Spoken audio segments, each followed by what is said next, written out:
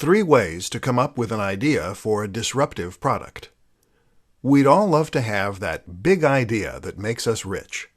Imagine if you were the person who invented Velcro or Post-it notes.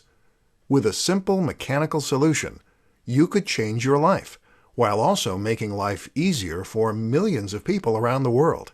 Not only would your own day-to-day life become much happier and easier, millions of dollars will do that, but you'd get to enjoy the incredible sense of accomplishment that only comes from doing it on your own. But can you force an idea to come? How do you encourage that spark of inspiration? Here are a few experiments you can use to trigger that next big idea. 1. Think about things that frustrate you. In business, this is called a process fix. It involves looking at the routine activities of that organization and then seeing where that routine could be improved upon. The thing is, you can also apply the notion of the process fix to real life. That might mean making it easier to open cans, making toothbrushes last longer, or defrosting the car more efficiently.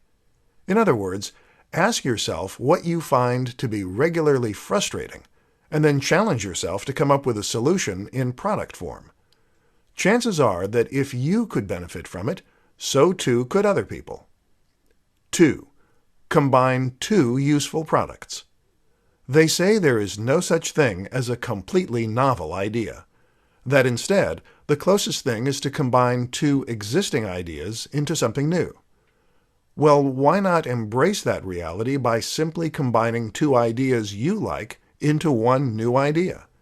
You see tons of inventions that work this way and serve a dual purpose, thereby removing the need to order 2 separate items, and they're often very successful. 3. Go for the next big thing. Many of us dream of products we wish existed, but which we know are impossible to make. Often, a good way to come up with a great idea is to look at those ideas and then try to make them more realistic. How can you take an idea that's impossible and create the next best thing using the realistic resources you have available to you? Often what you'll find is that you can get much closer to fulfilling the original brief than you probably expected. 4 ways to make your Kickstarter campaign more successful. These days, coming up with an idea for an invention and then planning on selling it is always going to mean making a trip to Kickstarter. Kickstarter is the preeminent crowdfunding site, which means it's a platform on which you can announce an idea for a product and then see if there is a desire for that product. If so, then viewers can become backers and help fund the project, eventually receiving the resultant product at the end as a thank you. This means you no longer have to find an angel investor and give away shares of your business, and you no longer have to remortgage your house and pin all your hopes on a crazy idea. But going on Kickstarter is not a guarantee of success. In this presentation, we'll take a look at how you can help ensure a positive outcome for your product. 1. Make a great video. The most important aspect of your product page is to make a stunning video. This needs to demonstrate all the best qualities of your product, and it should have high production values, which will help make you appear more professional and capable. Invest in a good camera and editing software, and if you don't have the knack, hire someone who does. 2. Offer exciting incentives. It is normal to incentivize backers by offering rewards for different levels of funding. As you might expect, it's important to ensure that these incentives are exciting enough to actually be worth the money, so make sure that they are, whether that means offering discounted products, bonus packs, or the backer's name somewhere in the credits. 3. Time it well. As with comedy, timing is everything in the world of crowdfunding. Make sure you time the actual launch of the product well, but also think carefully about how long the campaign should run for and when it's going to end. 4. Prep and Pickup. A strategy recommended by Tim Ferriss is called Prep and Pickup. The idea is that you're going to work on all the emails, ads, press releases, and other marketing materials before you launch your product. From there, you will have everything ready to go, and all you need to do is click Send at the appropriate times when the product is live. This prevents the scenario where life gets in the way and you can't promote your product as much as you should. 5 examples of businesses that take full advantage of the sharing economy. The sharing economy describes a move away from money and back to the free trade of services and products. Once upon a time, before money existed, we would bargain with other people for goods and services by offering things that we could do or offer in exchange for things that they could do or offer. Need someone to chop down a tree? Then offer to cut their hair or give them some of your eggs. Then money came along and was used as a way to represent value.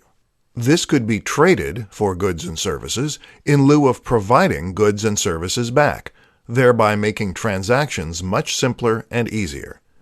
But at the same time, money also created many of the problems we see today, and you don't need me to tell you what those are.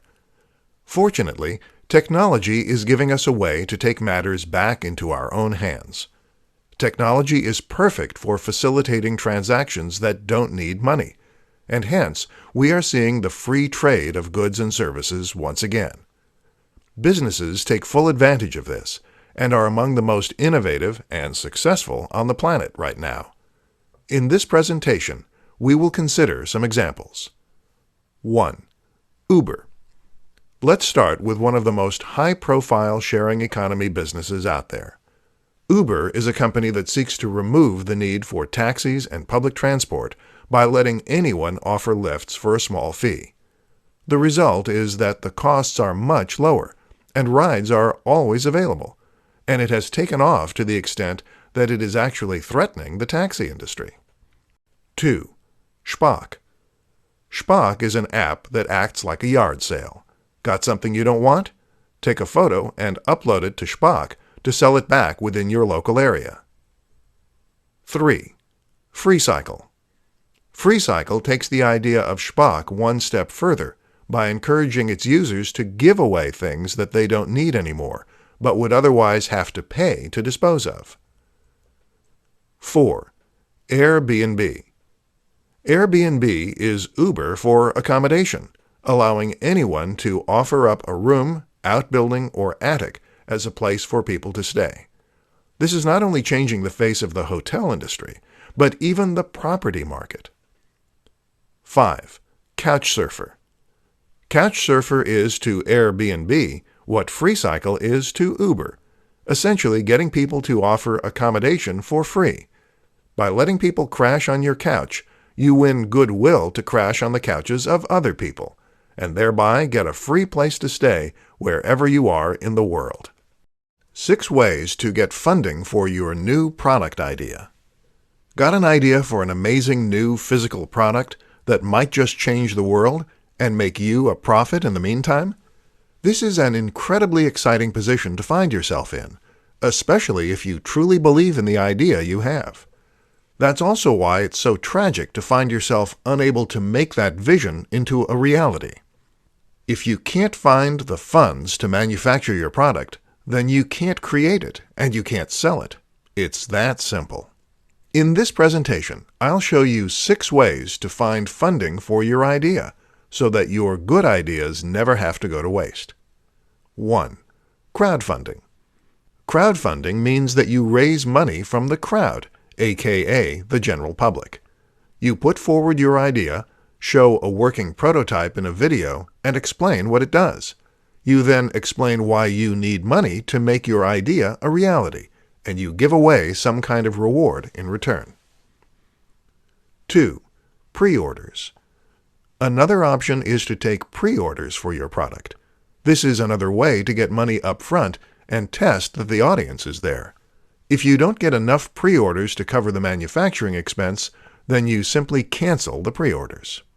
3. PayPal Working Capital. Don't overlook this option from PayPal. PayPal Working Capital is a business loan from the online payment processor that allows you to pay just a single fixed fee, which is usually quite reasonable, and then make repayments out of the money that comes into your PayPal account. While the fees aren't the lowest, it's the ease with which this loan works, the lack of impact on your credit score, and the convenient repayment system that make it a good option for inventors. 4. Credit card loan. A credit card loan isn't the most elegant solution, but it certainly works. Other loans include a bank loan or a loan from the bank of mom and dad. 5. Investors. Finding a loan from an angel investor is arguably the most stressful option for getting funding, but it's also the one that can potentially reap the most rewards, especially if you are also getting the advice and help of those investors to encourage your product to grow at the fastest rate and stand the best chance of succeeding. 6. Bootstrapping. My personal favorite. Bootstrapping means that you sell another product or service in order to raise the money for your bigger and more ambitious venture. Think of this as slowly scaling up your business and your ambition. How to create your own software-as-service business. The notion of software as a service is a very interesting one, and one that is very different from pretty much any business model that has gone before it. The idea is that you are providing a service, whether that's web design or contact management, and that this service is going to be provided automatically by using a piece of software. So instead of building websites for your clients, you are offering a piece of software that can do that for them. The great thing about these businesses is that they can provide services that would be impossible to offer any other way, and they can allow you to take a very backseat approach to running them, generating passive or near-passive income. So how exactly do you create such a business? 1. Come up with the idea. The first thing you need to do is come up with your business. This is easier said than done, of course, but one useful question to ask is whether you can in any way productize a service that you are already providing. This is how Matt Mullenweg came up with the idea for WordPress, by asking how his web design company could be made into a product, and thereby scale to unforeseen heights. Another question is to think about the tools you use on a daily basis, and how they could be better as an SAS. 2. Implement the idea. The next step is to implement the idea. The problem with this is that it will very often involve programming, using a web-based programming language. This is code that will run on a server, and common languages include PHP and Python. These are very complex for beginners, which is why the best option is often to outsource the actual creation of the product to someone who knows what they're doing. Use Upwork or something similar to find the staff. Alternatively, you can try using a social network building solution, several of which do exist. 3. Market the idea. Finally, you just need to market your idea. A good place to start is with your existing client list, if you have one, and from there, you can try building an email list as you would for any service. Often, SAS means B2B, but not always. Otherwise, you can try using advertising and more traditional means of internet marketing. Invest the profits you make into more advertising to scale up your business, and then watch as it grows. How to find a need in a market and fill it. One of the best ways to come up with a successful business model, whether it's for a product or a service, is to find a simple need in a market and then fill it. In other words, what do people want that they don't have, and how can you satiate that need for them? If you can do this, then you'll be able to clearly communicate the value you offer and theoretically see a lot of sales as a result. In this presentation, we'll look at some ways you can identify those needs and fulfill them. 1. Look at existing products. One way to find a gap in the market is to look at the existing products in that space. What you'll likely find is that a few companies have got the niche stitched up, but that there is still room for improvement and still room for new products. Ask yourself, Who are these products not catering to? What don't these products do that could be useful? 2. Look for pain points. They say that a good writer should always write what they know. Likewise, a good business strategy is to always stick with industries and niches that you understand. In other words, when you choose what you want to make or offer, it is best to choose something that you understand, rather than something that you've never used or experienced yourself.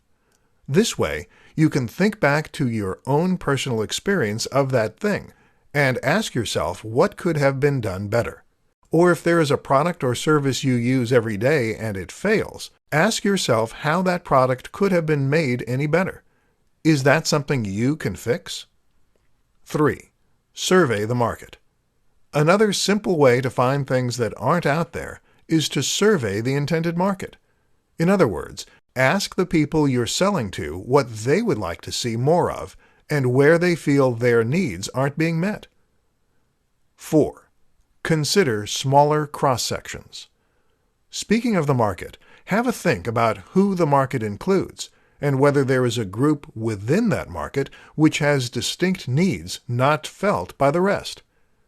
Maybe people who work night shifts could benefit from a twist on an existing product, or people with a certain disability. All these strategies can be fantastic ways to find new business opportunities. But remember that what made Steve Jobs so innovative and successful was his ability to anticipate what the market needed before the market knew itself. How to market your new disruptive idea. Got a new idea for a product or service that is going to be truly disruptive and change the way we see the world? Great. Only you're not the first, and you probably won't be the last either. The thing is, ideas are a dime a dozen, and actually the hard part is marketing those ideas and getting them to sell. That's where the marketing part comes in, and that's the difficult part. Unfortunately, it's even harder in many cases when your idea is exciting and new. Why?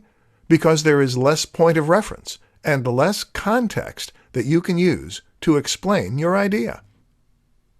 So how do you get the word out about your new concept?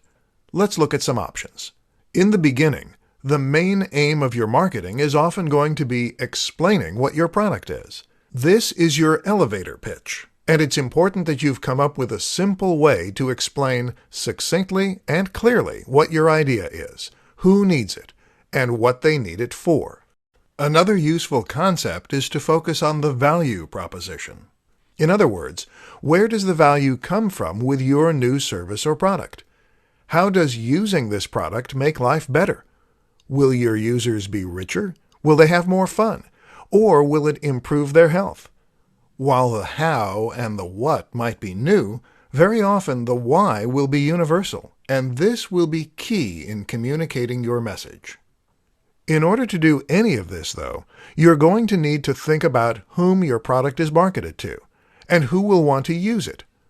This will tell you where to present your message, and how to present it. Have a think about the typical demographic that is likely to use your product, and think of comparable products and whom they are targeted at. Looking at comparable products is also a good way to get inspiration for your marketing. Finally, don't be afraid to embrace the newness of your product or service. In other words, if your product is so different that it stands out, then this can actually help it spread by word of mouth. Consider those 5-finger shoes by Vibram. These drew the eye so much that they practically marketed themselves. How can you get people talking about your brand? How to test an idea before bringing it to market. One of the worst things you can possibly do as an entrepreneur or any business person is to invest a huge amount of time and money into an idea that doesn't have an audience. If you spend thousands of dollars or countless hours developing a product that no one buys, then of course it is going to be money down the drain. And of course that may sound obvious, but it is an unfortunate reality that happens far more frequently than you might think. The problem is that we will often assume that because we want a certain product, that there must be market demand for it too. or because something has been successful in the past, it will likely be successful in the future. This is not the case, however, and if you want to ensure your product will be successful, then there are some different precautions you need to take. In this presentation, we'll learn what those are. 1. Validation. In business terms, we call what we just described validation. The aim is to validate an idea for a product or business, and then test if it really has appeal. One way of doing this is to try selling the product or service before it's finished. You can do this by offering a beta test of sorts, by taking pre-orders, or even by having a sales page that informs the buyer you're out of stock only once they try to make a purchase. This is important because very often people will say they're interested in an idea, but they're not necessarily willing to pay for it. To test if your idea truly has legs, you really need your audience to put their money where their mouth is. Then you can calculate how much money you would have made and whether or not that would have been enough to make the work worthwhile. 2. Fail fast. A similar approach is to invest as little time and money into an idea as possible, but still release the product or service. This way, you can then start selling it as quickly as possible and testing to see if there's an audience there. If the product sells as is, called an MVP or minimally viable product, then you can invest more time in developing it and marketing it. If not, you move quickly on to the next project. Hence, fail fast. Top mistakes that new entrepreneurs make. Got a big new idea? Great. In all likelihood, you're probably extremely excited to bring it to market, whether it's some kind of service or some kind of physical product. Either way, though, you are now at a crossroads. People have amazing ideas all the time, but it is rare that they actually do anything useful with those ideas. All too often, those ideas don't come to anything because the person with the said idea never takes a chance on it, or because they go about it in the wrong way. Here are some of the most common mistakes that have robbed the world of truly incredible ideas, and what you can do to prevent the same fate happening to your own innovations. 1. Not validating the idea. Validation essentially means testing that there is an audience for a product or service. Having a great idea is one thing, but having a great idea that will sell is another. And if you want to make this a business, then you need to be able to sell it. To find out, you need to do some kind of trial run. This could mean selling a beta version, taking pre-orders, or running a Kickstarter. Anything as long as you are actively testing to see if the demand is there. 2. Not getting help. Too many inventors and innovators want to do everything themselves. Want to make a website? Then perhaps you think you have to create the logo yourself and learn HTML and Python. No. The way real professionals do it is to always outsource the most difficult parts of the process. This will save you time, and it will also result in a more professional final product, because it will be built by people who do this stuff for a living. 3. Not telling anyone the idea. Why don't entrepreneurs get help? Often it's because they don't want to tell people their ideas. Well, that makes it very hard indeed to get funding or even advice. If you're serious about your idea, then you need to start talking about it as soon as possible. Don't worry about people stealing your ideas. Either they have their own ideas, or they don't have the means to do anything about your idea. The best way to protect an idea is to do it first and to do it best. In other words, stop making excuses and just do it.